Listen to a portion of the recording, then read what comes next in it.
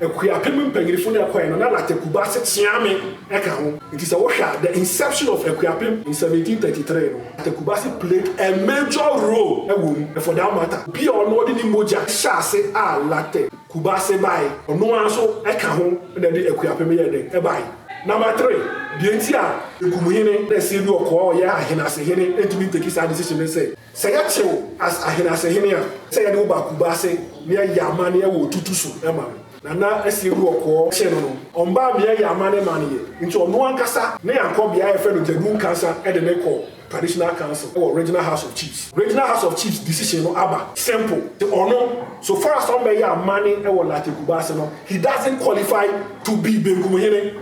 And moreover, Ahenasehene. Now, what could I want your hene? We are then cast away you, young Kohene, and few traditional council. Can't say, the best see. Bearman seems soon as I did. When they had a record, Nana for hene. They started catching up the Benkumhene division. Hey, Akuapem traditional council say, Sayan to me now, what they are called and for hene. No, written here, they quite be a yabefasu, a papa, I sa ebeka, Chidomohene, Akumbano, the befasu. Good morning. Which year like a Kubease mine? We have the mine and the Ghana mine. You will some kakra, you can say yeka, into now, and then you are better now. I hear to you same after from me. This is a open say okay, some children and people will catch you from. And your body be 2 weeks in a intel to make us intel and as information by see. Now I see you go I'm a view. Oh yeah, Benkumhene of Akuapem Traditional Council. Soon kakra abani team. Now esuma abani team they say the entire Akuapem Traditional Council was 65 members. And I'm more 5 divisions. Benkumhene division, Nifa division, Jasi division, Kuronti, and I don't think. Now division here, I will 10 members. It will be about 50. And see idea Akuapem so I will 50 members. It will be more, running in the 65. Now, Afibiano, divisional head BIA is all presenting the number of people. It will be at the 10 in the Beko. And Afi said, Anna, a studio of Kuabe Bill Benkumhene and the Benkum division 10. Now, information I have taken to say, Sa divisional heads 10. I say, the few Benkum division move on. And they say, you are crossing or like the Kubeasehene and the like the Kubease. In short, they say like the Kubease is not part of the Benkum division, and moreover, like the Kubease will not be part of the Akuapem Traditional Council. But before I make that I'll give the background to this issue. In some of the kindness, so Kuronti so Saka the same thing, and that we call Traditional Council.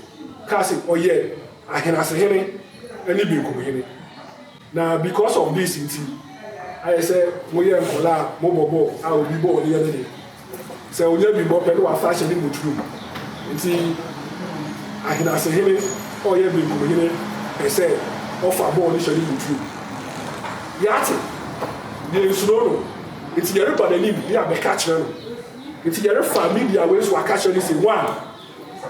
Ultimately, like the Kubease, and Benkum division. And moreover, ultimately like the Kubease and fee Akuapem Traditional Council. These are our grounds. 1. The original towns are Akuapem 17 towns. And 17 towns no started with Brekusu. Now we pray. Until Ufa, there were Brekusu 1. Ebri 2. Ashrawa say 3. Obosuma say 4. Tutu 5. Mampong, 6. Abutechi, 7. Amonokro, 8. Manfe, 9. Lata Kubease, 10. Lata Ahenase, 11. Ekropon ka ho at 12. Ebru 13. Ewukugwa 14. Dew 15. Edukro 16. And I prayed 17. It's a Akuapem kuro no, the original towns that Akuapem no, Late Kubase eka. In short, the other person can say the Abutechi Accord I the Akuapem mobile no na Late Kubase eka. Nti a company Late Kubase a shareholder. No be a shareholder no, want to be gas why there where you know if you company in. Late Kubase ye fi mo ene, ye fi mo echina. This is our first grounds. 2, there to two. Before a cropon for Ebebe Akuapem hand we say you know. Nana offend Kwesi Agyeman any Akuapem impanyinfo in a coin. Akuapem impanyinfo in a coin na Late Kubase tiame eka ho. Omo ye nipa 7. It is a washer the inception of Akuapem in 1733. Late Kubase played a major role. And for that matter, Akuapem impanyinfo in a coin. Akuapem impanyinfo in a coin na Late Kubase tiame eka ho. Omo ye nipa 7. It is a washer the inception of Akuapem in 1733. Late Kubase played a major role. And for that matter, obi ono di ni moja. E sha se Late Kubase bai. Ono anso eka ho na di Akuapem ye den e bai. Yakọ Abutechi Accord no 17 towns no. E no mo sign treaty. And now Late Kubase a part of it. Number 3, the entire Benkumhene na na esi do ko ya Ahenasehene entimi take this decision and say chew as Ahenasehene a say ya do ba Kubase near Yama near wo tutusu ema na esi do ko Benkumhene Ahenasehene ya che no omba bia Yama ne mane nti ono ankasa ne yankobia e fe no Jadun Council e de ne call traditional council or regional house of chiefs. Regional house of chiefs decision no aba simple. So no, so far as somebody have money and Late Kubase no, he doesn't qualify to be Benkumhene and moreover Ahenasehene. Now what could I want your hene? Oh yeah, then cast where you don't go hene and future traditional council. It's yet ya recast in your name. You recatch no say only who to be back who say po say obetimi agina baby and other publishing list in the list no obe catch we are seeing Late Kubase is not part of Benkum and moreover Late Kubase is not part of Akuapem Traditional Council.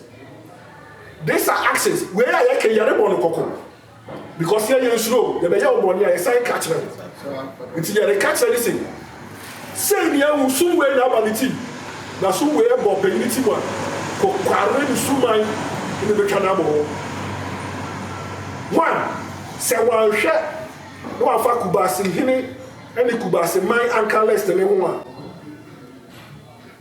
ye akase be ko se ade yo akoprove actually say Late Kubase eye Akuapem no Akuapem Late Kubase. 2 ya assemble Late Kubase lawyers in 16 or we need to stand by. Ya you already say the betreman so akopem embre a assembly je bedi amai. Na me ti make assembly say na eselu oko o ye Benkumhene esa ye Ahenasehene. On pese sa assembly ebesi ewo Late Kromwa ewo Benkum division esa wo Akuapem Traditional Council into obetwe assign. Na wan twa assign a e be Chelsea. Beman sin su asa wa ide. Na de ebe bi aso ye den, denim ye den. Ye. Na say yes e beto omo so agbowa. Na ye den. So. Ya shinkete se. Ni ebe ye bia ye be ma dia etene aba no ye be ma ye den. Aba. The second issue I ever say I can was so they say when they are record Nana Manfehene, as he call a serial also, as he call Akoto, Osia there you are the dankwa. So from the inception of Okuapem, Late Kubeasehene in the Benkumhene of Akuapem. And then America, you feel as a kind of Homa wo honoma edi ho dancing. They be able to reference in 1933. They know where Ohene e wo Late Kubeasehene be friend of George Ajimfra. Ono na osan Akuapem State Secretary. Ono no chro letter promoting Manfehene. No you to become what? A chief. Now me my letter to promote one. Now me position and me the farmer. They started catching the Benkumhene division. And then a Akuapem traditional council say, Sayen to me now when they are coming, Manfehene no. The written here they no point be a yebe faso a ye papa a ye sa ebe kan Chidomhene akumbano yebe faso.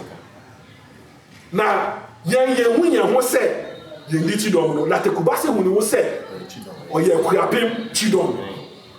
Iti Manfehene I say mnane akeke no modene na go bas ye ka se Akuapem Chidomhene a enne ye nana okatechie otu okoji afna akatamansu berima ono no ye Akuapem Chidomhene no say Late Kubeasehene.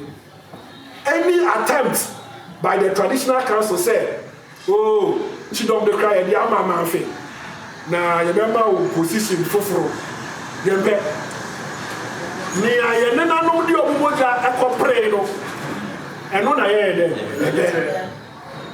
say post bi wo ho mo fere say ye kese a o mo fa no Manfehene na ye de aye nena di di moja ekopre no na ye de ye be ya se ma ye be ke twa to eno de ye di gisem e ma Akuapem e ma Late Kubeasehene e ma Benkumhene division so. In the year 1826, in the Akatamansu War, now Akatamansu War, this particular year, 7th August, now 200 years. Now Yako Akatamansu War, no, Late Kubeasehene, and the Akuti wo mupa, Yensaka Akudibi, if he asante for the war.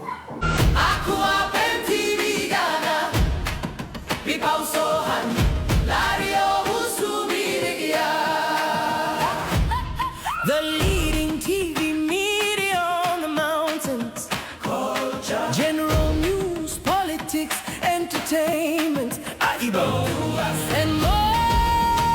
I'm Busua Eka says open Sapapanoma, Namikanfo, Nana Techi Bites, Nana Techi Bites, and Namikanfo Ediama. Also anomode Akuapem Bites, Ediabajaso, Akuapem Bites, Ediabajaso. As a way of bar, Nasa Winya months, now to me flow ya. And then I'm come for Nana Techi Bites, and I'm come for Ediama. Trust me, over the Damasi, Echi. Memory fee, say Akuapem Bites, and no, and it was so. Subscribe to Akuapem TV. Now, more like it, now more sign share. Page, you know, I'm quite nationwide, baby. What's what we mean?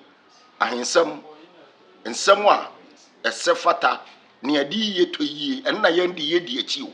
Baby, I'm no quarter no. It is a wolf me yanga. O freyanga when sa ebe kayeng ira Larry owusu yetia papa jumedi no yegusuara yetie fonso. Hello, this is your boy Joshua Tingo. You can as well call me Americana.